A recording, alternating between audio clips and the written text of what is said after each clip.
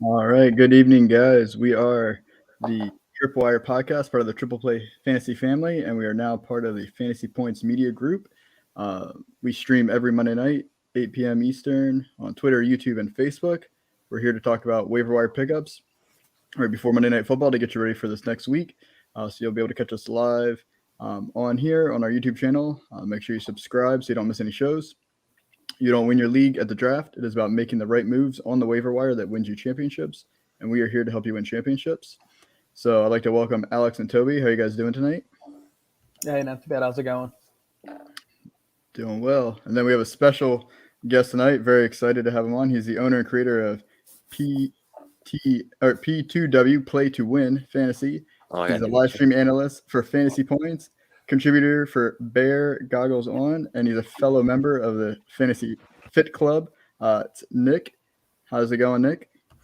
Very well, man. Very excited to be on with you guys. You know that I've seen that intro so many times, just interacting with Triple Play all the time. But I'm like hyped up right now because I feel like I'm like part of it this time. So thank you guys for having me on. Looking forward to it, man. We're excited to have you on. So how long have you been a fantasy football content creator, and how'd you come up with the P2w name? So this is my second season content creating. I started the account, I think, 2 years ago now. What happened was my wife came home and I was just like, hey, I started this Twitter brand, P2w Fantasy, and she kind of like laughed and said like, oh, all right, that's cool. But play to win, I'm just overly competitive with everything. I think it's just being a former athlete and stuff. And when I played college soccer, our coach was just so about like getting results, and his big thing was like not just playing to go out there and kick a ball around, but going out there to get a result, play to win. So like that was something that stuck in my head, and then just being stupid competitive with everything, especially fantasy football. But yeah, so far so good. Been hustling out, the podcasts and just all different types of content, and really enjoying it in year 2 here. Awesome. Now you put a lot of great stuff, and it's awesome that Triple Play just joined the Fantasy Points Media Group, which you're also a part of. So perfect timing with getting you on the show. Absolutely. All right. So Twitter's still having issues with comments. So if you're out there, if you're able to get them to the YouTube side of it, feel free to leave any comments, questions. We'll try to answer any kind of questions. But we pretty much just talk about waiver wire. But feel free to ask anything in there. So we're already on to week 10, which is insane that we're talking about week 10 already. So all the players we're talking about are going to be in 50% or less of leagues in ESPN. And before we get to that, I'm going to talk about bye weeks real quick. So we have 4 teams on bye. So we got the Chicago Bears, who are about to play tonight. We have the Cincinnati Bengals, Houston Texans, and New York Giants. And then just looking ahead real quick to week 11, we have 2 teams on bye, the Denver Broncos and the Los Angeles Rams, just to give you a heads up just to think about as you guys are figuring out your rosters, trying to eke out those wins as we get closer to the fantasy playoffs. All right, so we're going to start with quarterbacks. So we're only going to talk about a handful of players tonight just for sake of time. But just take a look at our screen. We have all the players that we think you guys should be considering for picking up through. So I'll just read them off real quick, but then we'll just talk about specific players. So for QBs, you have Matt Ryan, Teddy Bridgewater, Taysom Hill, and Trevor Siemian. But Alex, can you talk us about Teddy Bridgewater and why you would consider picking him up this week? Yeah, Teddy Two Gloves gets to go against the slump buster, the Eagles defense. We've already had 2 games where the Eagles haven't even forced a punt. 7 of the 9 games they've given up 73 or more completion percentage. And they're on pace to give up the highest completion percentage in NFL history to quarterbacks at 75%. Teddy doesn't turn the ball over a lot. And hopefully with getting Noah Fant back off the COVID list, they'll have a very solid trio of weapons that he'll be able to pepper with targets, especially given the fact that the way that Eagles defense is, they play 10 to 12 yards off every single snap. Yeah, no, I have a feeling that, he's only, 24.7% rostered, so I think he's one of those very streamable QBs this week. You probably don't have to spend too much fab on. I feel like it could be a real good Joe Burrow replacement, too, coming into this week. Yeah, definitely. He feels safe. I don't know if he's got a lot of boom potential, but he seems like he'll get you at least 20 points. He's a safe floor kind of guy. Yeah. I mean, he got Judy back too, so with them giving up the 11th most points to QBs, I feel like QB 11's his floor for this week. Derek Carr went 31 for 34, lit us up. He's efficient with the ball. He can play that type of style and have a top 5 week. That makes sense. And then I threw on Taysom Hill and Trevor Siemian because honestly, we don't really know who's going to be the starter. Whoever it is, I think they have a solid matchup against Tennessee. I mean, Tennessee looked good the last few weeks, but I don't know if that's really going to last. And I think you could literally spend 0 fab on either one of them and just pick them up once you know who the starter is. But moving on to running backs, we have Alex Collins, Kenneth Gainwell, Sony Michel, Devonta Freeman, Jeff Wilson Jr., Jordan Howard, Brandon Bolden, and Eno Benjamin. We've talked about a few of these guys before, but Nick, can you talk to us about Devonta Freeman? He's going against Miami this week, and he's currently 13.4% rostered. Yeah, and just on a quick side note off the quarterbacks, he doesn't meet the criteria because he's just over 50%, but Carson Wentz has been a top 10 guy so far this season, and he I think he's rostered in 50.3%, so he doesn't meet the criteria, but he's close, so he might be available, and he's playing the Jags coming up, so be on the lookout for that. Devonta Freeman, the last 3 weeks, it seems like things are progressing slightly in fantasy. 11.3, 12.9, 16.3 fantasy points is trending up. The one good sign that I did like to see was that he did get 2 catches last game, which isn't phenomenal or anything crazy, but it makes him his overall PPR outing for a week expand a little bit. Lev Bell had 11 touches though last game to Freeman's 15, so he is the best available back in the system, and we know that the offense is a good offense, and they're going to run the ball a lot, and they're probably going to be in some good field positions, but at the same time, it's still going to be a committee, and I'm a little interested to see what happens when Murray comes back from injury, how that works out too. But Freeman, he's worked out well. If you're desperate for a running back play and you really need to plug in somebody, he's going to get the touches on a good offense. So I guess it just depends on the depth of your roster. I wouldn't go and spend tons of fab on him or anything like that. But running backs we know are the thinnest position in fantasy football. So if he's a guy that you need to add to the bench just as an insurance policy for the position, then you can't hate it, I guess. If you're a Chase Edmonds if you're a Chase Edmonds owner, is this the guy that you would be looking to add this week, or is there someone else from the list that you would add over Devonte Freeman?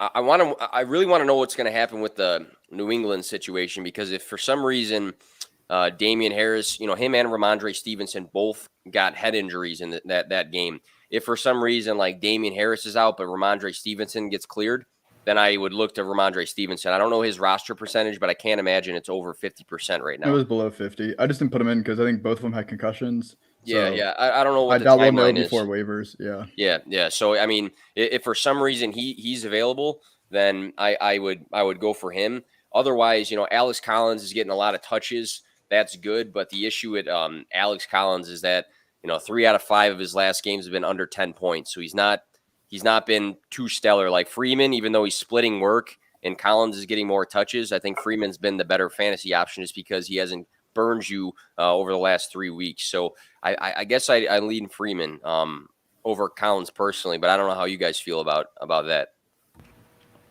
I think I'll lean Freeman too. I mean, I was just talking to Zach right before you joined the call.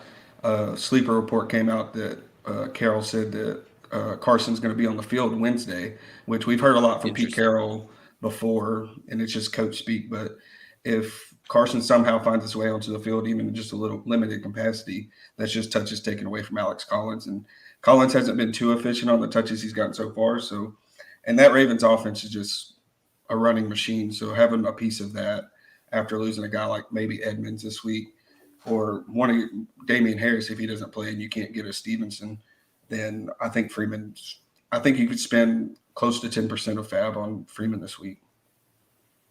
Yeah, I don't think there's anybody on this list that I would blow a ton of fab on. They all feel very similar to me, where you're hoping that maybe someone like Sony Michel, I don't think he's going to get a ton of touches while Darrell Henderson's the starter, but he's one injury away from being a starter of a power running team. But speaking of replacing Chase Edmonds, I had Benjamin. I threw him on the list here. Now that we know that Edmonds is dealing with a high ankle sprain, he's going to probably be out for, I would say, at least 3 weeks. And James Conner's been destroying all of our expectations by just scoring touchdowns every week, or more than one touchdown every week. But I can't see him also carrying the workload with his injury history. It wouldn't shock me to see actually get a lot of touches, but we just don't know that until we see it. Hopefully Kyler Murray comes back, but I mean, Benjamin might be one of those sneaky stashes where you can just throw a couple dollar bids in there and grab one. And maybe I wouldn't start him this week. Probably I'd like to see how he plays, but I think he's at least going to have a backup role for at least a few weeks. And you got to figure that they're going to use him to some level, because James Conner, we know, has had issues with injuries in the past. And I'm not going to say like, oh, he's injury prone, but he's been a guy that's been banged up. And when you just lost half of your backfield with Chase Edmonds, I don't think you're going to give, James Conner 30 touches in the next game. I'm sure he's going to get a majority of the work, but he's going to touch the ball. So it'll be interesting to see if they like use him a little bit in the passing game like Edmonds was, or how many touches he's going to get. But it might be especially in deeper leagues like Benjamin. I don't think he'll get the high value touches near the goal line. I think Connor's got that covered. Yeah, but Connor's secured that. But Connor's injury prone too, so you just never know. And then Alex, I know we've been talking about Eagles running backs. It feels like every week this season, because there's always one to pick up. We thought it was Kenneth Gainwell a couple weeks ago. That didn't work out. We thought it was Boston Scott this past week. That didn't really work out. But so third time's a charm. Since the Eagles are your team, how do you feel about Jordan Howard? He is seeing the goal line touches. He found the end zone again. Hurts has only thrown the ball 31 times combined in the last 2 games versus 43 a game the previous 7. So they're 100% scheming towards being a run-based team. So I would, out of all these backs, I would probably throw the most towards Howard. And honestly, I would consider Gainwell a drop at this point. Even though he did find the end zone, he played the least amount of snaps compared to all 3 backs, and he had 2 carries the whole game. It just happened one of them was on the 1-yard line.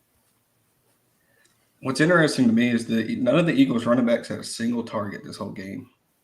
That's really, and that's where Gainwell's supposed to be the guy, or Boston Scott. And if Hurts isn't looking their way to dump off or whatever, he's looking to run. He had 10 rushes for 62 yards, and Howard got 17. So if Howard's going to keep getting 15 plus on the ground, there's no way. Yeah. And Gainwell, last 5 games, he's scored over 6.3 fantasy points 1 time. So he's doing nothing but burn people by placing him into your lineup. And he's been projected on ESPN like 12 points and 13 points and supposed to be the guy. But I kind of agree with you right now, too, in a non-deep redraft league. I don't know why you'd hold him, because he's not touching the ball. And when you don't touch the ball as a running back, what's the point of having him on your roster right now? I don't know. It's disappointing, to be honest. There's obviously Jalen Hurts, Devonta Smith. He's progressing even more. I think he saw like a 35% target share. Granted, only 17 attempts, but still. Dallas Goedert and Jordan Howard, they would be the only Eagles, regardless of the format, I would be rostering or let alone even starting. Yeah, though, if your team is deep enough, your bench, and you don't really need running back starters right now, to me, I think Gainwell is one of those like really cheap pickups where Miles Sanders is going to come back soon. And I think that completely changes that running back committee. It wouldn't shock me to then see Jordan Howard be a healthy scratch again, or Boston Scott. It could be Gainwell, but I think Gainwell is the one differentiator of his skill set where he might get a role again once Miles Sanders is back, that we saw before. But this is all speculation. No one's going to be upset if you drop Gainwell, but I also wouldn't mind stashing him too if you have a deep enough bench and you don't need a starter. If Jordan Howard say we'll predict here, if Jordan Howard goes over 100 against Denver, does he become a healthy scratch even with Sanders? Does he lose a role? Because he's looked good on the ground. No chance. Not if he puts up those he's kind of a healthy numbers. scratch, not that he doesn't hit that. Yeah. If anything, it'll be more like the way it was at the beginning of the season, where Boston Scott was just an NFL roster spot. That was it. It doesn't make sense why Gainwell was taking all the touches away from Sanders. And then once Sanders out, logic would say, hey, Gainwell's going to see an increased role. And they're like, nope, let's make Boston Scott and Jordan Howard a thing. So I think it'll be a Sanders and Howard committee, if anything. Yeah, no. Well, I mean, the Eagles running back is definitely a confusing and frustrating committee to figure out. So if you just want to stay away from that, that's totally understandable. It's even tougher as an Eagles fan. I'll tell you, as a Cowboys fan, this week was rough. But hey, moving on to the next week. So we're gonna move into wide receivers. I think this is the most exciting group, position group that we're gonna talk about on the waivers, and it typically is. But we have Brandon Naiuk, Van Jefferson, Rashad Bateman, Tim Patrick, Elijah Moore, Jamal Agnew, and Donovan Peoples-Jones. So the first one I want to talk about is Brandon Naiuk. He's 45.6% rostered. We've been talking about dropping him for weeks now. He finally showed some life. Do any of you guys feel like this is a trend in the right direction, or is this a blip and don't waste your time? I think he's trending upward a little bit. I mean, I don't think we can trust him yet. I mean, he had 8 targets, 6 catches, 89 yards, and he scored. He also lost a fumble in that game. So you could see we see repercussions for IU for some reason all the time. But I don't think Samuel was 100% either. So you could see him run more routes than Samuel this game. With Kittle coming back, it also worries me. So you have 2 guys still in front of him. And we saw IU mostly produce last year with both of those guys out. So, I mean, he could be a 4 or 5 target a game guy, but I'm not blowing the bank to get him off just this performance this year. I think one thing I like to see in receivers is, starting to get some consistent targets. So I know, like you said, Debo was probably banged up and Kittle is just coming back. But 7 targets and then 8 targets, and then this past game he had the real nice one. I think he's starting to. The fumble that is one thing to keep in mind that did happen, but I think he's starting to probably gain more trust in the system now.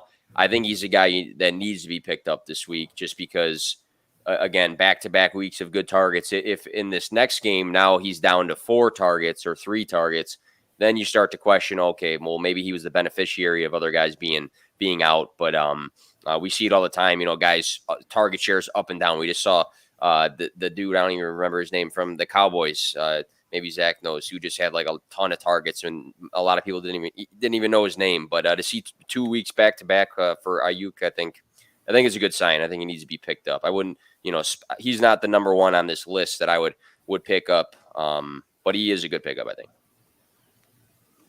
Yeah, I think he needs to be rostered. I don't think I'd feel comfortable starting him this week. I'd like to see at least 2 weeks in a row. But yeah, I don't think Deebo Samuel's fully healthy. But also, we could be one bad Garoppolo game away for Trey Lance starting, which is exciting. But at the same time, I don't know how that impacts the receivers and the passing game. So definitely a lot of question marks swirling around that offense. Nick, were you talking about Malik Turner? That's what I was talking about. Yes, sir. They caught the 2 cheap touchdowns. Don't pick up Malik Turner. That was garbage time. Don't pick him up. He had all these targets. I'm like, who in the world is this guy?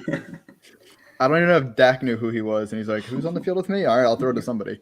He had a name tag on. He's like, "Hi, my name is Malik." I don't think the defense was like, "I don't even know if that guy's a player," so we're gonna leave him alone. I think he does the jerseys over there. He usually lays out the jerseys, and he put one on for the game, and they're like, "Just give him the ball." And I'm sure he's a wonderful person, but Gallup is also supposed to be back this week, so do not pick up Malik Turner. Yeah. Even though I think he's a top 12 wide receiver this week. Oh, yeah, I think so too. I think he finished like around 8th, something crazy like that. Sense with the 2 touchdowns. Yeah. So next one I want to talk about was Rashad Bateman, part of the Baltimore Ravens. He's currently 24.8% rostered, and he's put together a few good weeks in a row, seen a lot of targets. So how do y'all feel about Bateman? Nick? I'll go on a limb here and say there's another guy on this list that like I'm just a fanboy of, but I personally think that Rashad Bateman's for me the number one receiver to pick up on this list, just because guy was a first round talent. He's doing nothing but being more and more involved in this offense. Things are trending upwards. The big game's coming. I actually think, and I'll be bold about it, I'm going to say that his big breakout game is going to be this coming week against Miami. Miami's I think they were the worst against the pass before this week started. And I think that just seeing 2 games with 6 targets, and now he had a game with 8 targets, I think he's just like one big play from a huge game. He's had some nice games. He's looked really good just watching the game, and I'm not like a film guy or anything like that, but he's looked really good. And he has a true chance to be a guy that for the rest of the year is doing nothing but getting 6 to 9 targets on a weekly basis. So can you say the same about some of these other guys? I think like Van Jefferson's on this list. His targets are so up and down. His involvement's so up and down. It's boom or bust. I think Rashad Bateman, for me, is the number 1 pickup on the wide receiver list. Yeah, I agree with you there, Nick. Bateman will be a wide receiver 2 for the rest of the season, especially with Baltimore running the most plays in the league. Per game, he's going to be on the field a lot. You already reiterated the targets that he's already been seeing. Not to mention, he just looks really, really natural playing. He looks like an explosive Keenan Allen, just with like elite athleticism. And he's probably going to go for 102. People are going to be like, okay, this is why they were saying he's up there with Jamar Chase and Smith. I agree with both of y'all. He's my favorite on this list. He's looked good. He looks like he's going to be the guy that is the possession type guy, PPR type guy. He's getting these targets. He's got good hands. He's going to get the receptions. And I think it hurts Marquise Brown a lot. I think we're going to see starting to spiral a little bit from Marquise Brown's stock with the emergence of Bateman. Well, this guy seems like the most excited that any of us have been out of any players we talk about any position. So how much fab would you put down this week to get Bateman on your team? All of it. Anything I've left. Yeah, probably by week 10, whatever you have left, throw it out there. Yeah, it's got to be that. I mean, because if you don't, somebody else is. And then when if you're looking at this list that you guys have in front of us for tonight, and you start weighing out like, all right, where is this list of guys going to finish for the wide receiver position at the end of the year? And I think that there's going to be a gap between Bateman and just the rest of these guys. So you kind of have to just pay up for this. You could save it for a running back, but at this point of the year, like I think we have a good grasp of, here's our sleeper running backs that we had to pick up before. And, if this guy gets injured, this is the next guy up. But I think now when it's going to be a solidified player for a good offense every single week, you got to make the move.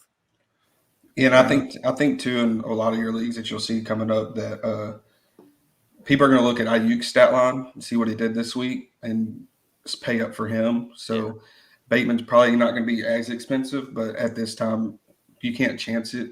You probably don't have much fab left going into week 10, especially with all the injuries we've already had this year. So just throw the rest of it and get you a good wide receiver 2 for the rest of the year, probably. Cool. Not to bury the lead, but he's our graphic for a reason. Pending Monday Night Football, he is the wide receiver 1 right now. It's rookie Elijah Moore. He's going against Buffalo this week, so tough matchup, but he's only 15.3% rostered. And as we kind of talked about before, Nick, I believe he was one of your just favorite rookies in the offseason coming in. So the stage is yours. Yeah, I think he needs to be rostered. I'm not playing him this week against Buffalo, though. I think that's a really tough matchup. You look at the situation with the Jets, there's a lot of question marks for this just because, Corey Davis wasn't in the picture. And now, like, they have this weird mix of quarterbacks that have been in and out of the system the last few weeks. And his 2 best games, for whatever reason, have come without Zach Wilson. I was looking at Player Profiler earlier, and they said through the 6 games that he played, so not counting this week, he only had a 59.4% of his targets were catchable. So almost 40% of his targets this season have not been catchable. So he's actually been a guy that's been getting looks, but the quality of the pass has just not been there. At Ole Miss, he was a guy that did nothing but handle volume. He had 10 catches in all but 1 game in his last season at Ole Miss. He's a guy that can be all over the field, short, intermediate, long. And just to see him break out this past week, I think is a really good sign for him because I feel like, as a coaching staff, you're going to make sure that, your rookie who just had a good game is going to continue to be involved. And this season, he hasn't really had any big games, but he's had 3 games of 6 targets. Then he's had 2 games of 8 targets. So the targets have been there, the quality of football is not. So against Buffalo, I don't have a lot of confidence because, outside of this past week, which I don't know what happened with Buffalo, but they're a very good defense, and it's going to be a tough matchup. But Elijah Moore is a guy I like a lot, and I think sometimes you just buy more into talent than situations, and you saw what talent did this past Thursday. So I totally agree with him. Not starting this week. Buffalo should not have lost that game. I mean, you're a defense that held a terrible Jaguars team to 9 points, and your offense just couldn't muster up anything. But that's the game of football. But seeing him do this now, and I don't even think he needs Zach Wilson to be good, because Zach Wilson didn't allow him to be good when he was playing. I think if it's Mike White or even Josh Johnson, I think he can still be a great PPR flex play for the remainder of the season outside of this week, because they're probably going to get stomped this week, especially after the loss Buffalo just took. So, but we all wanted to see Jamison Crowder get cut before the season for Elijah Moore to happen. It didn't, sadly. Corey Davis is coming back, so I temper expectations. But if you can get him for cheap and stash him, go for it. And not to get too far down narrative street, but I mean, he's a rookie wide receiver. We're about halfway through the NFL regular season. Now's about the time where we start seeing rookies kind of get more comfortable. The game, quote unquote, slows down for them, and they have that better rapport with their quarterbacks. We're seeing it around the league with several rookies right now starting to kind of pop. So again, it's just a narrative, but it wouldn't shock me to see him now kind of take up that wide receiver 3, potential wide receiver 2 role the rest of the season. By the way, Najee Harris just scored. That's and solid. one thing, Nick, that you said that couldn't be more accurate: talent always beats out the situation. Look at A.J. Brown when he was drafted. People, there's not much. Mariota's awful. Who knows? Tannehill. A.J. Brown's one of the best. Same thing with DK Metcalf. Same thing with Juju when he was a rookie. Same thing with Devonta Smith, Jamar Chase, Brandon Ayuk. You have a laundry list. DeAndre Swift, if you're going running backs, there's just a laundry list of guys who are just really talented and really good at football. Say fantasy doesn't have to be hard. Draft good players, as easy as that sounds. You got one looking at you right in the face with Elijah Moore, and just draft them. Draft them, pick them up, have them on your roster. You'll be happy. Cool. So now going from the exciting wide receivers to the less than exciting tight ends. So honestly, I like all the tight ends on this list. We've talked about them now for a few weeks. Their rostership percentage has been going up each week. But we have Tyler Conklin at 46.2%, Pat Freiermuth, who's playing right now, at 31%, and then Dan Arnold at 16.8%. So we've talked about a lot of these guys multiple times. So I kind of want to talk about Dan Arnold because I think we've talked about him the least on here.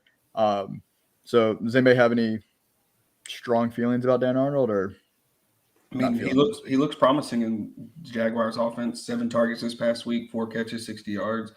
When he got traded, I thought it was a good sleeper tight end because, I mean, Jacksonville is going to be behind in most games, so he's going to get the looks and the targets because their defense just isn't that great. The team's not that great overall. But as Lawrence matures the rest of the season, he could be looking for a safety blanket and tight end, and that's Dan Arnold.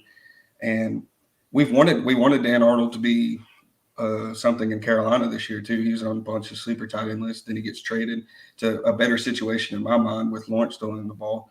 So, and the Colts, they do give up a decent amount of scoring to the tight end this year because their corners have played decently. So I'd have interest in him as a streamer. I don't think there's any big tight end names that have buys this week. So you might not have to this week, but for the future, if he's out there, I'd go pick him up. Yeah, there's no big tight ends on bye this week. I think he's what you're looking for out of a streamer. The biggest thing for me for the tight end position, and it just seems like so kind of elementary to say, but just targets, consistent targets, and 17 targets the last 2 games. I'll take that guy who maybe won't score all the time versus back in the day when you were waiting for Jared Cook to score on one of his 3 targets in a given game or something like that. So good streamer. He's not going to be the guy that you pick up and now, he shifts into your starting tight end position the rest of the season. But seeing that he's very involved with Chark out and this weird mix of Agnew and Chenault that really isn't looking too great right now, it's a good sign. I think Big Pat, it'll be interesting to see Big Pat, the rookie tight end, what he does tonight against my Bears. But I think he's my favorite on this list just because it seems like his importance took a huge bump once Juju's been out. We thought it was going to be Claypool getting 12 targets a game, but he's out-targeted Claypool, not by a ton, but 14 to 12 the last 2 games. So that's interesting to me. But we'll see. We'll see how he does tonight, I guess. Yeah, on this list, Pat's my favorite, just because of the matchup too. But I think he's consistently getting at least like 7 targets or so the last several weeks. Back to back. Every once in a while, he gets a touchdown. But yeah, I mean, honestly, I think all 3 tight ends are very serviceable if you pick them up. But I'd lean Freiermuth, obviously, assuming he comes out healthy from this game, just because of the matchup against Detroit in Pittsburgh. All right. We're going to talk about Monkey Knife Fight real quick before we get to our DSTs. So for those of you who have not played Monkey Knife Fight before, a lot of fun. First-time users, use code TRIPLEPLAY, and Monkey Knife Fight will match your deposit up to $100, $10 minimum deposit. But basically, it's basically a props game with any sport really you can think of. It's a lot of fun. You can pick some over-unders. Is this player going to score this amount of touchdowns, less? How many yards are they going to run for, pass for? Any of that. The wager, better chance you got of winning if you add more guys. But really easy to play, a lot of fun. And even if your fantasy team, hopefully you're doing well. But even if you're struggling, you can still have fun with Monkey Knife Fight and win some extra cash. So remember, use Triple Play as your code to get some free money when you first sign up. All right. So we got DSTs to round out our waivers. I think this week was better than last week, but it's still nothing great out there. I cheated a little bit and threw on the Baltimore Ravens because they're at 51.7%. Their defense has not actually been that good. They're not the normal Baltimore Ravens that we've come to love from a DST year after year, but they're going against Miami. So I like that matchup. But yeah, the rest of them, we have Green Bay Packers, our 29% roster. They're going against Seattle and Green Bay. Looks like Russell Wilson is going to be back this week. And then we got the Las Vegas Raiders at home versus Kansas City Chiefs, who have been struggling offensively, and they're 22.4% roster. Those are the ones I could pick out that were under 50% that seemed like they had decent matchups. Vegas's sack numbers have been really good this year in their quarterback hurries and pressures. So seeing them against this Kansas City team who struggled to pass block, especially on the left side with Orlando Brown, I would really key in on Las Vegas. I hate to say it, and I hate talking about the team in general, but the Packers in my league on ESPN have been the defense 7, I think they were so far this year. They've actually had some decent games, and I think Russell Wilson is supposed to come back. I don't know what that means. I don't know what it looks like, how that's going to be. But out of the 3, I think the Packers might make me the least nervous. You made a good point about Las Vegas because they have been getting to the quarterback. But then, you get a little shaky sometimes. But if the Chiefs actually start to click and look like the Chiefs again, and then Baltimore has been so disappointing this season because, I thought going in that they were going to be one of the top options. They got Patrick Queen, a good young linebacker. They got some good pass rushers, guys on the outside that are decent, but they've had 3 games for fantasy with negative points, which hurts your fantasy lineup. So that's the thing that gets me a little bit nervous. But Miami is not a team that you're going to think is going to drop 40 on them or anything like that. So just defenses are interesting, man, to say the least. And if you get points for sacks, the Dolphins, their top 3 linemen have given up 37 QB pressures each. Damn. They're tied for the most in the league, each individual player. That's not good. And they've given up the most as a team. So whoever it is, if it's Tua, Brissett, Nick, Zach, whoever is going to be back there is going to be eating a lot of turf on Sunday. That's fair. And for the IDP players out there, Owe, the rookie for Baltimore, I would look to pick him up if you're in an IDP league. For what Alex just said right there. Hot tip. All right, so now that we talked about a bunch of guys that we think you should pick up, well, to get them on your roster, you're going to need to drop some people. So I'm just going to go through a list. I'm just going to name them. If any of you guys feel like you don't want to drop them, just shout it out and let me know why you guys don't think we should drop them. So all these players are rostered in at least 50% of leagues on ESPN. So the first one's kind of a cheat, but it's running back Derrick Henry. He's done for the year. Well, he's done for at least probably the year for fantasy football. So unless you're in a keeper league for redraft, then I don't see the value of holding Derrick Henry even in your IR spot. but he's 90.7% rostered. All right. So next one, we got running back Mike Davis from Atlanta. He's 73.9% rostered. All right, drop him. And then that's all the running backs we have. Like I said, running backs are pretty valuable. So the rest of the list is just wide receivers. So let me know if you do not agree with any of these guys. We got Jarvis Landry from the Browns at 79.8% rostered.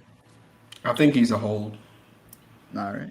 I want to see how they go after the OBJ release and stuff. I know Peoples caught the long touchdown, but they were up so much in this game against Cincinnati that they weren't forced to throw it. Chubb did his thing this week, so I want to give him another week. See if they get in a shootout or a competitive game. I want to see the type of targets he gets before I cut loose. Yeah, they dominated on the ground in that game. I mean, week 7, 8 targets. Week 8, 10 targets for Landry. So I think he might be a hold too, because they're not going to be smoking everybody through the ground. Maybe they will, but yeah, might be a hold. Yeah. So we got Allen Robinson, 79.6% rostered. Maybe if something crazy happens tonight, I don't know. What happened with him, Nick? You know what? He's done nothing but burn everybody. Who's had. I mean, there's literally been no light in the tunnel at all for Robinson this entire season. I mean, he's like the wide receiver 102 right now. There's not been one time he's scored 11 fantasy points this year. So unless something crazy in this game happens tonight where he's got 15 targets and he's got 8 catches and a touchdown, like I don't know. I mean, in dynasty, I mean, he might be a good dynasty buy or something because he might move on, but he's just done nothing but burn people. I don't. This week going in, and this will be the end of my rant. My bad. But this week going in, this is how you know things have changed. I'm pretty sure on ESPN for the first time they had Darnell Mooney projected more points than Allen Robinson, and like you kind of have to. You have to. Yeah. I think Robinson's been averaging like 3 catches for 33 yards or something crazy like that this season. Wow. Who's been a bigger bust, A-Rob or Mike Davis? Both of them drafted in the same round range. I think it's got to be Robinson, just from what you were expecting. I don't think anybody was excited about Mike Davis. We were just hoping he was the only one there. He's the guy, yeah. All right, so Oda Beckham Jr., as of this recording, he has not been picked up.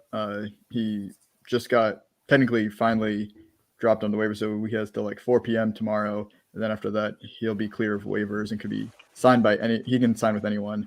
But would you guys drop him at this point and just not deal with the headache, or would you hold him? I'd hold him. The upside's worth the headache. Let's say he ends up with a contending team. I'm dropping him for Bateman. And has a guy like Aaron Rodgers throwing the ball. You might be kicking yourself if he's catching targets from Aaron Rodgers. But let's say it's a crappy landing spot, then you can cut bait. Doesn't hurt to hold him one more day, because by the end of the week, you won't have to use a waiver claim. He would just be a straight ad drop at that point. You might be able to trade him right away, too, if he goes to – I mean, if you don't have tons of confidence, but you have him on your roster right now, and he goes to Green Bay or maybe, I don't know, wherever else that people are photoshopping his jersey, he might go somewhere good, and he's still got the name value in your home leagues, I'm sure. Most people know who Odell Beckham Jr. is. So if he goes to a spot that looks pretty cool, looks pretty good, he gets some hype, then you might be able to trade him for somebody. You mentioned Bateman, would I rather have him or Bateman? I'd rather have Bateman. So if you got to make that decision, that's one thing, but might be a good trade. Trade high after he gets signed. All right. I think that's the last of the hard ones. I think the rest of these guys are pretty easy, but let me know. So we got Tyler Boyd, 76.2% rostered. Jacoby Myers, 71% rostered. And he's officially has the most receiving yards without scoring a touchdown in NFL history. So congratulations, Jacoby. He gets some nice target games. He just can't get the yardage a lot of times. Like there's so many games that he's under 45 receiving yards, but he gets like there's been a few he's got 14 targets, 12 targets. Some of those games have been better, but I don't know. He's still probably going to be the target guy there, so maybe you hold him. I think if Bateman's not out there for you with Jacoby, I'd just hold Jacoby at this point. I mean, he's a target machine. He's going to score a touchdown eventually, but hopefully. All right, so then we got a couple injury guys that are some injured, some kind of healthy. We got Devontae Parker of Miami, 66.1% rostered. All right. I'd still keep him on your IR. He's seen at least 7 targets every single game he played in. Let's say you don't have IR. If you don't have IR. If you don't have IR and you have to choose between like him or Myers, I'm keeping Parker over him. Just at the back end, just because he has that floor and can play if you need him to. What about Kenny Galladay, the Giants, 64% rostered? Came back this week, but did not look good. I never liked him anyway. Yeah, I don't know if his involvement this week was because he's just coming back. I don't know. That whole team's a mess. Yeah, their rookie that got a lot of hype. He didn't look too good either. He looked very bad actually. Yeah, Kadarius Toney. Do we think the Giants know how to stretch? Because haven't Galladay, Shepard, and Slayton all had hamstring injuries? Like, come on now. Something's going on. I mean, Galladay's been hurt since college. Yeah. Yeah. All right. What about this? Should be an easy one, but Robbie Anderson of the Carolina Panthers, 57.6% rostered still. See ya. So hopefully he dropped him a couple weeks ago because he's done nothing. Nothing at all. I mean, we were talking about for a while, have like hold because but in like 3 games he had like 30 targets, and now the last 2 weeks I think he's got like 2 targets. He's now the Jets, Robbie Anderson again instead of what we saw last year. Yeah, it's been ugly. And clearly him and Sam Darnold did not seem to have pleasantries on the sidelines. And then the last one I have on here, another Jaguar. We talked about picking up Agnew, but what about dropping Laviska Shenault, 53% rostered? His ADOT is just so bad that I just can't hold him. Yeah, I had a lot of optimism for him for a while. I mean, week 6, he had that 10 targets. Didn't get a lot of yardage from it, like you just said, but the last 2 weeks he's been under 7 fantasy points, and now they have another guy who's getting involved. We talked about the tight end earlier; he's getting involved a bit more. So if you're looking at this list and you have to make a decision between, we listed some guys, Bateman, Naiuk, Elijah Moore, maybe. I mean, who are you going to take? I'm taking one of those guys just because I have more faith that they're going to have bigger games than Shenault at this point. It kind of sucks because I feel like Shenault was geared up to have a decent year, but we haven't really seen too much. He had like a few okay games in the flex position that didn't kill you, but that was it. I mean, Agnew, his teammate's been a career punt and kick returner. We're talking about picking him up and dropping him. So there's got to be something at a time where you just say cut him loose. Not only that, Agnew used to be a cornerback, I believe. He played for the defense. Devin Hester, man. He taught himself how to play wide receiver last year. All right. So that's all we got for our waivers. So, Nick, can you just remind everyone where they can find you, your content, and then feel free to plug anything you got going on? For sure. So a majority of my content's on Twitter. I do weird TikTok stuff every now and then and have like a Facebook page, I think, for P2w, but most of it's on Twitter at P2w Fantasy. I'll be live Wednesday with Kevin, who's also an affiliate here with Triple Play Fantasy. I'll be on another show Thursday with my buddy Tyler. And then on Sunday, I do a live stream for Fantasy Points. So I just do a bunch of random stuff in between there. Short video clips, write-ups, just random stuff. So check it out. Awesome. And Toby, you got your Wednesday wallpaper? Wallpaper Wednesdays. That's about it. How about you, Alex? Nah, pretty slow week right now. Cool. And then I just had with Club Fantasy a redraft trade target drop this morning. So if you're looking to try to make some last-minute trades before your deadline hits, go check that out with Club Fantasy. And then I have my weekly streamer article for QBs and tight ends with Fantasy and Frames. And then with Triple Play, we got a lot going on. They got their weekly football show on Tuesdays. We have the FF Super Bros show with Super FF Bros with Kevin's actually on there as well. On Tuesdays, we have our weekly basketball show. And we're still doing weekly baseball, even though the season just ended. We're getting ready for 2022 already. So you want to make sure you subscribe to the YouTube channel, Triple Play Fantasy, so you don't miss any of those shows. We'll be back next Monday night, right before Monday Night Football again at 8 p.m. To get you ready for Week 11 already. We'll have another special guest joining us. Again, subscribe. You can follow us on Twitter. And Nick, we really appreciate you coming on. It was awesome. Glad to finally have you on here. And absolutely. Good luck to your Bears tonight. Yeah. No problem. Have a good night, guys.